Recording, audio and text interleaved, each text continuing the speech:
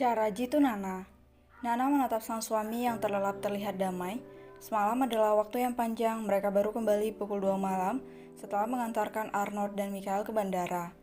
Anak itu masih tidak sadarkan diri, tapi Arnold membawanya dengan beberapa perawat dan dokter yang menjaganya sepanjang perjalanan.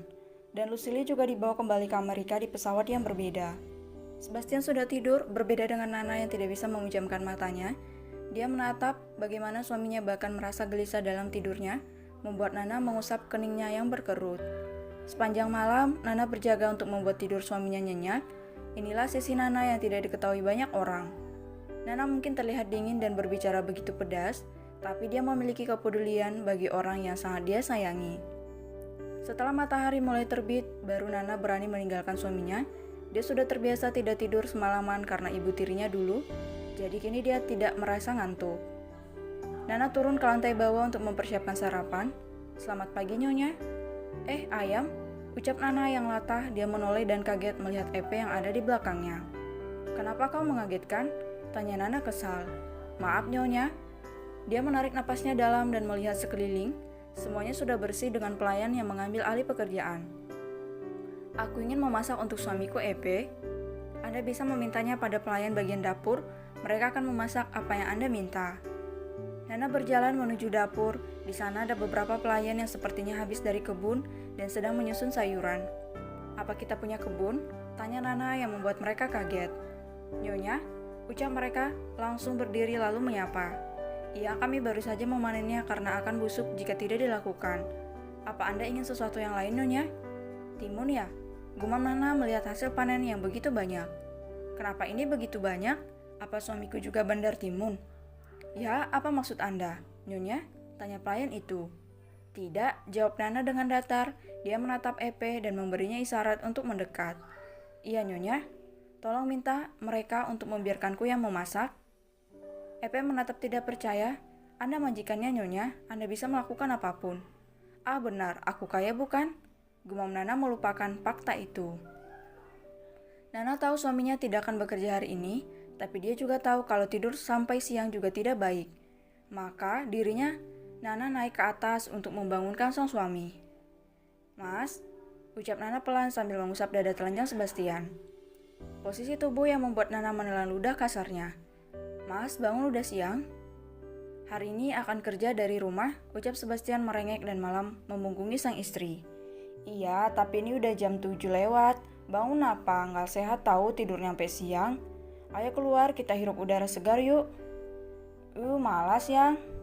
Nana menarik napas dalam. Dia sudah mulai kesal apalagi saat Sebastian mencoba meraih tangannya untuk dibawa kembali berguling di atas ranjang.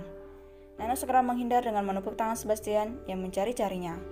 Plak, "Aduh," gumamnya kembali memejamkan mata. Nana dibuat kesal oleh tingkah sang suami. Dia berdiri dan mengambil ponselnya. Nana melakukan pencarian di Google. Nana mencari akibat jika tidur sampai siang.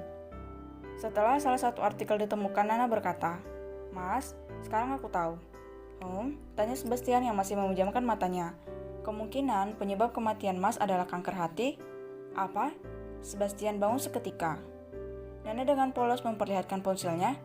Mereka berkata begitu jika seseorang bangun terlalu siang atau tidur seharian. "Sayang," rengek Sebastian mengikuti Nana yang memasuki kamar mandi.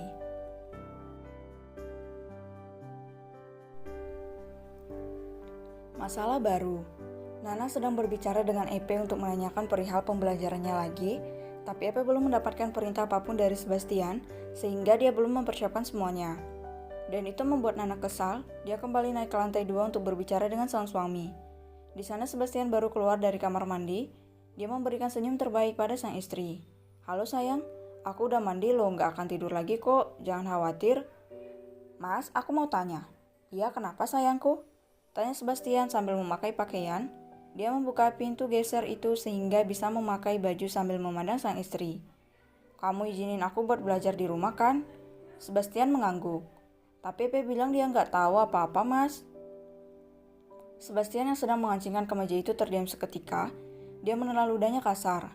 "Emang kamu mau sekarang belajarnya, Yang? Kamu mau aku belajarnya kalau udah mati?" "Gak gitu sayang," ucap Sebastian segera mendekat. Dia duduk di ranjang samping istrinya. Maksudnya kan akhir-akhir ini kita lagi fokus mau punya bayi ke dokter lah, ini itulah. Aku belajar nggak seabad mas, 2 jam aja cukup, itu pun pas kalau kamu kerja. Masa iya aku di rumah bikin anak sendiri atau kamu ada rencana mau ngasih aku cadangan suami? Apaan cadangan suami? Tanya Sebastian kaget. Ya iya boleh, emang mau kapan? Ya kalau mas mulai kerja aja. Kalau aku nggak kerja mau di rumah bikin anak terus? Bang lah, bikin anak sama nyari duit, tar anak-anak kita mau makan apa? Tanya Nana dengan datar. Dan sebelum Nana mengeluarkan jurus sepik dengan kata-kata yang sulit dicerna, Sebastian segera mengangguk mantap. Oke, besok boleh mulai. Besok kamu kerja? Iya, nyari duit biar dikasih jatah. Nana melipat bibirnya ke dalam, dia menahan diri untuk tidak tertawa. Nanti sore kita jadi ke rumah ayah, aku mas.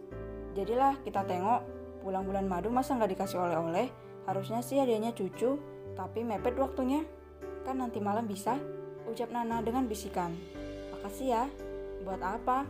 Belajar aku, ucap Nana kemudian malu-malu memberikan kecupan di pipi sang suami. Hal itu membuat Sebastian berdeham dan tersenyum sendirian. Nana ternyata mulai menyukainya. Sore ini mereka akan pergi ke rumah orang tua Nana. Nana terlihat bahagia apalagi dia akan menemui ayahnya. Sebelumnya Nana mendengar kalau kondisi ayahnya itu membaik dan dia sangat bahagia. Oh iya, tadi Hans bilang Mas ngirim mainan buat Ares. Tanya Nana, dia tahu bagaimana Sebastian sangat menyayangi anak dari temannya yang bernama David. Iya, aku memberikannya istana balon. Oh iya sayang, kita akan ke pernikahan Luke bulan depan. Bersama dengan Lily? Tidak, David juga akan ke sana lebih awal untuk menemui adik-adiknya. Nana hanya mengangguk. Apa calon istri Luke itu pernah bertemu denganku? Tanya Nana. Tidak, dia selalu ada di Swiss, seorang model. Jenis apa dia? Tanya Nana. Apa maksudmu sayang? Dia berjenis apa? Sejenis Lucille kupikir. Jangan bergaul dengannya. Nana berdecak, dia hendak mengatakan sesuatu lagi, tapi dia mendapat telepon dari ibu tirinya. Beberapa saat Nana menatap telepon itu dan belum mengangkatnya. Siapa sayang? Ibu Rina mas. Angkat aja, bilang lagi di jalan. Nana mengangguk. Dia mengangkatnya. Halo, kenapa bu? Kamu kesini kan? Iya, bawa duit? Apa maksudnya?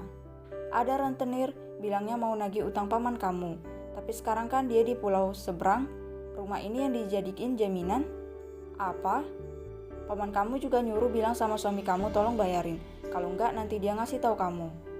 Nana semakin mengerutkan keningnya. Hah? Kamu tuli apa gimana? Butuh uang 120 juta. Nana diam. Gimana sih jawab? Kamu tuli. Nana malas mendengarkan lagi apalagi bentakan-bentakan itu. Kamu tuli? Gak dengar? Ucap Nana menutup telepon, kemudian dia menatap Sebastian untuk menanyakan ada kejadian apa antara dirinya dan pamannya.